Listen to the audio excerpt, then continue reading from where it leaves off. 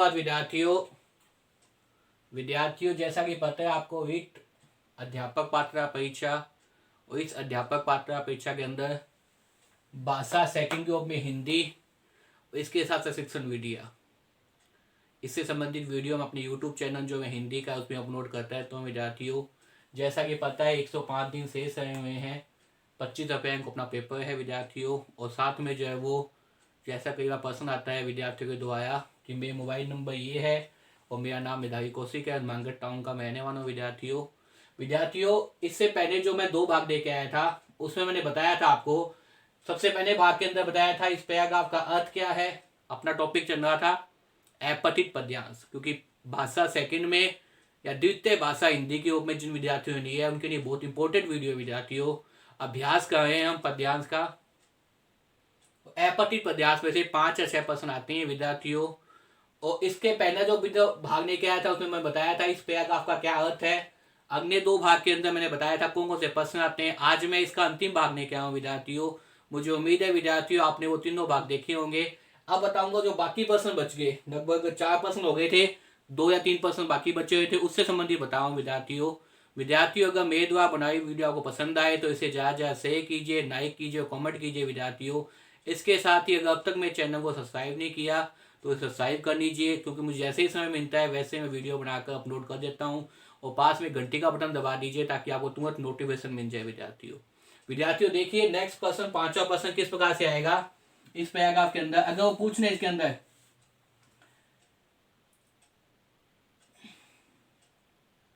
मैंने छुटपन में छिपकर पैसे बोए थे, यहाँ कवि ने मानवीय हृदय की किस दुर्बलता को उजागर किया है। तो किस दुर्बलता को उजागर किया है अगर ये प्रश्न आ जाए, मैंने छुटपन में छिपकर पैसे बोए थे, मैंने छुटपन में छिपकर पैसे बोए थे, अगर इसके अंदर पूछना जाए तो कवि कौन सी मानवीय दुर्बलता है विद्यार्थियों।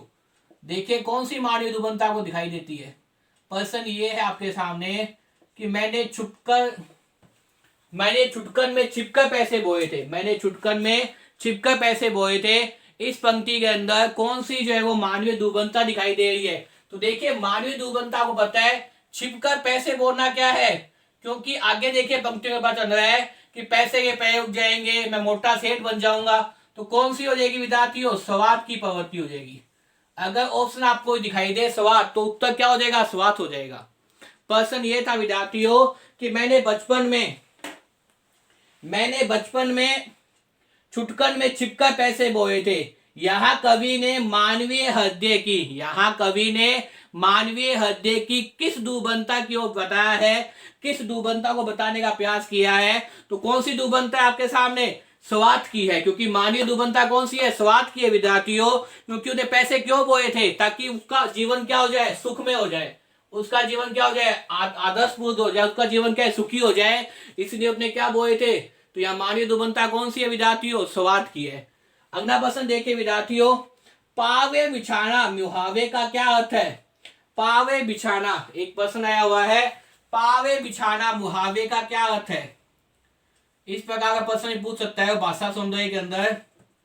ये क्या है मुहावे, इसका क्या पूछा है भाई, अर्थ पूछा है।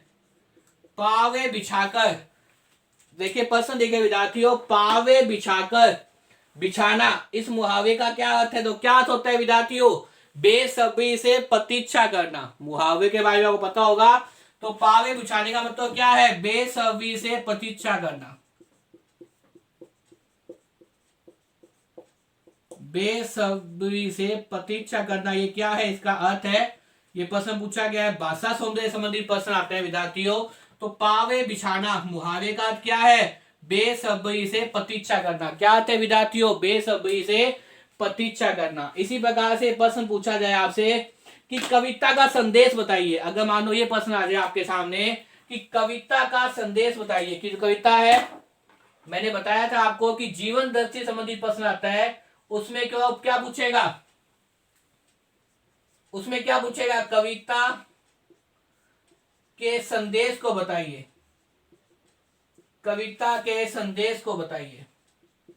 अगर इस प्रकार का प्रश्न आ जाए कि कविता के संदेश को बताइए तो कौन सा कविता हो जाएगा, क्योंकि आपको बताइए ये प्रश्न किस प्रकार से है। ये प्रश्न आपके सामने जीवन दर्शी से पूछा गया है, मैंने बताया था आपको जो अपठित पद्यांश कराए थे विस्तार से, नाद सौंदर्य, भास सौंदर्य, जीवन दृष्टि, इनके बारे में बताया था आपको। तो कविता के संदेश के बारे में तो देखिए, मैंने छुटकर में पैसा छिपकर पैसे बोए थे, सोचा था पैसों के प्यारे बेहोगेगा। तो इसमें क्या है, जैसा बोओगे वैसा पाओगे। क्या हो जाएगा जीवन संदेश, जैसा बोओगे वैसा पाओगे। अगर आपको ऐसा दिखाई दे, जैसा बोओगे वैसा पाओगे, तो आप क्या कह सकते हो कि कविता में कौन सा होना चाहिए, कविता में आपके सामने संदेश होना चाहिए जीवन दृष्टि का, जैसा बोओगे वैसा पाओगे, जैसा बोओगे वैसा पाओगे। तो क्या हो जाएगा, जैसा बोओगे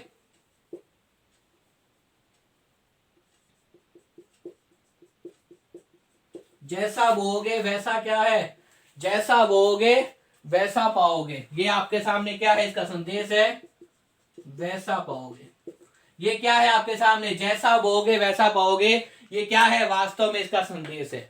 एक प्रश्न और देखिए विद्यार्थियों, इसी प्रकार का है कि फून फून कर मैं मोटा सेठ बनूंगा, पंक्ति में कौन सा अलंकार है। फून फून कर मैं मोटा सेठ बनूंगा, फून फून कर मैं मोटा सेठ बनूंगा, पंक्ति में कौन सा अलंकार है। तो देखिए विद्यार्थियों, फून फून कर मैं मोटा सेठ बनूंगा, तो इस प्रकार से जो है वो न की आवृत्ति हो रही है, मैं की आवृत्ति हो रही है। तो इस प्रकार से कौन सा अलंकार हो जाएगा, मैंने बताया था कौन सा अलंकार हो जाएगा, अनुपास अलंकार हो जाएगा। अगर आपको पेपर के अंदर दिखाई दे कि कौन सा अलंकार, अनुपास अलंकार, क्योंकि मैंने बताया था अगर वर्णों की निश्चित क्रम में आवृत्ति होती है तो कौन सा अलंकार होता है, अनुपास अलंकार होता है। इसमें देखिए फै की आवृत्ति हो रही है, एक तो फून फनकर, ये पंक्ति विद्यार्थियों, फून फनकर मैं मोटा सेठ बनूंगा, तो इसमें फै की भी आवृत्ति हो रही है, न की भी आवृत्ति हो रही है, मैं की भी आवृत्ति हो रही है। तो कौन सा अलंकार हो जाएगा पंक्ति के अंदर, पंक्ति के अंदर अलंकार हो जाएगा आपके सामने अनुप्रास अलंकार। ये किससे संबंधित हो जाएगा, भाव सौंदर्य संबंधी प्रश्न हो जाएगा। फून फनकर मैं मोटा सेठ बनूंगा, पूछा गया पंक्ति में कौन सा अलंकार है। तो देखिए मैंने आपको बताया था कि अगर वर्णों की निश्चित क्रम में आवृत्ति होती है तो वहां कौन सा अलंकार होता है, अनुपास अलंकार होता है। तो यहाँ फै की आवृत्ति हो रही है, न की आवृत्ति हो रही है, मैं की आवृत्ति हो रही है, तो कौन सा अलंकार हो जाएगा, अनुपास अलंकार हो जाएगा विद्यार्थियों। तो विद्यार्थियों मुझे उम्मीद है कि आप इस पैराग्राफ को समझ गए होंगे और प्रश्न किस तरह से पेपर में आएंगे वही मैंने आपको बताने का प्रयास किया है। तो विद्यार्थियों इसी प्रकार के प्रश्न आपको पेपर में मिलेंगे, भाषा द्वितीय योग में हिंदी भाषा। तो विद्यार्थियों अगर मेरे द्वारा बनाई वीडियो आपको पसंद आए तो इसे ज्यादा शेयर कीजिए, लाइक कीजिए, कमेंट कीजिए। विद्यार्थियों बार बार वीडियो को देखिए ताकि आपके अभ्यास हो जाए कि अपठित पद्यांश में से कैसे प्रश्न हो जाते हैं। और विद्यार्थियों वास्तव में देखा तो अपठित पद्यांश क्या है, बहुत महत्वपूर्ण है, क्योंकि इसमें 5 या 6 प्रश्न आएंगे विद्यार्थियों। तो विद्यार्थियों बार बार वीडियो को देखिए और याद करने का प्रयास कीजिए। धन्यवाद।